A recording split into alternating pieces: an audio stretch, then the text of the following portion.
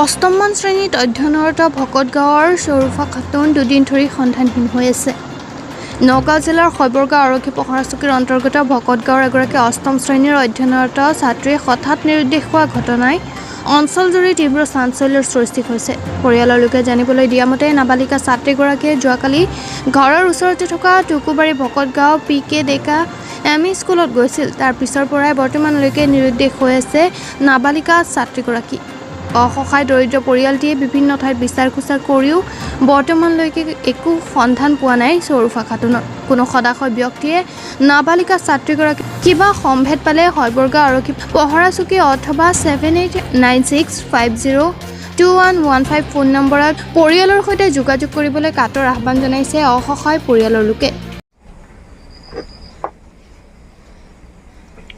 Seri itu sendiri ni kusai sekolah kesin, sekolah teh seri naik,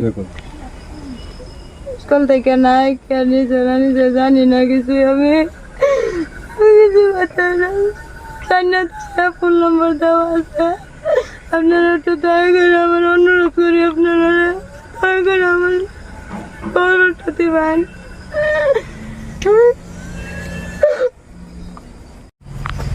আমার নাতিনটারে কতদিন ধরে দুদিন ধরে বিচারতেছি ভাই না স্কুলে গেছি মানে কেউ ধরে নিল গান কোনো গেল গান কইতারি না আমি অনুরোধ করে কইতাছি ফোন নম্বরটা দিয়ে দিছি দয়া করে দিয়ে দিবেন যদি বিচারে ভাই না আমরা এই সন্ধানে ফোন করবেন। আপনার ঘর? আমার ঘর বকতগাঁও মধ্যে বকতগাঁও। আমি হয় স্যার আমি তাক বিচাৰি আছো পোৱা নাই এতিয়ালৈকে আৰু আমি এতিয়া মানে এনেকুৱা দুখিত হৈ আছো যে তাক বিচাৰি পাবই লাগে। এতিয়া ক'ত আছে নাজানো নহয় আমি নাই কোনোবা গম পায় যদি তেতিয়া সিহঁতে আমাক জনানি দিয়ক। আমি নম্বৰ দি আছো ফোন নম্বৰ ক'ৰবাত আছে যদি আমাক সহায় কৰক অলপ।